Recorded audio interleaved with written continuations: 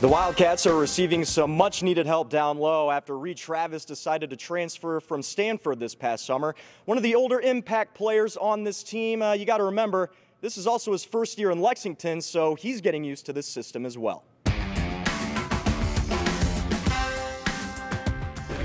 Being kind of the veteran of the bunch, even though it is your first year, I mean, is there some pressure on you coming in here with everything kind of to make this thing happen in the 1 year you're here? Yeah, yes and no. I'd say there's external pressures that I don't put on myself. A lot of people want to say that you're the missing piece or this is kind of the thing that's going to make it go. But for me, I understand my situation. I feel like going through a lot of ups and downs in college basketball. I understand that's how it is. I feel like I've matured a lot throughout the years. So for me, I just understand that this is just another step in my career. I'm going to work as hard as I can to make everything happen and all my goals come true, but do understand that it is a process and in the long term of things that it makes no sense to put pressure on myself to say this year has to go a certain way and all the things, the boxes have to get checked. For me, I'm just going to come out, compete every day, work as hard as I can, and just understand that it's all going to be taken care of if I do that. Boy, if the boxes could get checked though, wouldn't it be special to end up back home? It'd be a special year. It'd be a special year. When I was back in Minneapolis on the little break that we had, I actually lived just blocks away from U.S. Bank Stadium. So just seeing that, my eyes lit up. I mean, it'd be something special to be able to play in front of all my family and friends. For you, it seemed like it happened so quick that you ended up here because, you know, there were these rumors out there that it could happen, but then there was like, well, but he's visiting 2 or 3 schools, and then all of a sudden, boom, after the visit, you picked here. I mean, was it easier than many of us believe? Like, were you just kind of looking at Kentucky to be the place?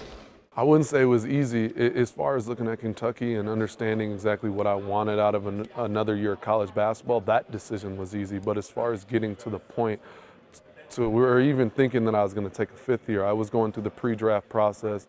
I was taking 5 classes, trying to finish my degree on time. I was doing a lot in the spring, and when I came to a realization that I wasn't going to go for the NBA after the feedback that I got from the pre-draft process, and that then it was kicking into gear, okay, look, you got to finish out these finals, you got to do all that and finish the right way. So I was totally in school mode. I wasn't thinking about anything else but finishing my degree the right way, which didn't leave me much time to really decipher and go through the process like I would have liked. And I think that's where I leaned on my family a lot. My brother did a lot of research for me. My family did a lot of really just trying to figure out what would be a great situation for me, just looking at the outside in without really talking to anybody. So when the time came to where I decided I was going to take a 5th year, talk to a few schools and stuff like that, but really just after talking to Kentucky and the track record spoke for itself as far as what I wanted out of the year, it became clear to me that this is where I needed to be. Awesome. We've joked with the sophomores about them being the old man on the team now. How much do they give you crap about being the old man? Yeah, a lot. I feel like everything comes back to the fact that I'm an old head or I've been around or they don't ask me a lot of questions. I think Ashton was asking me something the other day, like, do you play video games? And he caught himself before I even answered the question. And he said, no, I know you don't. You a grown man. So just certain things like that to where you kind of get put in a different category just because they understand a lot of the things that they maybe talk to the other guys about. It doesn't reach my table, but yeah. You're going from living out there in California where the weather is gorgeous all the time to here. Yeah. But she hasn't gotten the bad yet. I mean, you are from Minnesota, so Yeah. you are used to even worse weather than we have. So and the culture difference between the two just coming here. Yeah, there's definitely a culture difference, like you said. I mean, Palo Alto is definitely a unique place as far as the city and just the way things are going with the way the tech world's kind of booming and a lot of startups and a lot of companies are kind of putting their headquarters out there. It's a cool and unique environment. I feel like it doesn't reflect most of the way things are in the States, but coming here, I mean, I don't think it's been that big of a transition. Like you said, I'm from Minnesota, so the weather is pretty similar as far as getting extremes in the summer where it's heavy rain, humidity, and things like that.